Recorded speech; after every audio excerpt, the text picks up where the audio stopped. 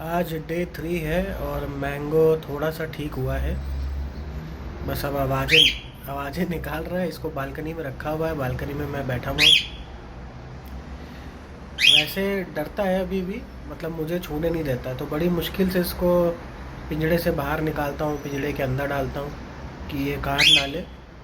लेकिन हाँ, काटने की फिराक में रहता है हमेशा। मैंगो, और देखता भी, अभी तो पहचानता भी नहीं है, कभी कभार बस देखता है। ए मैंगो, ठंड लग रही है इसको, लग रहा है मुझे।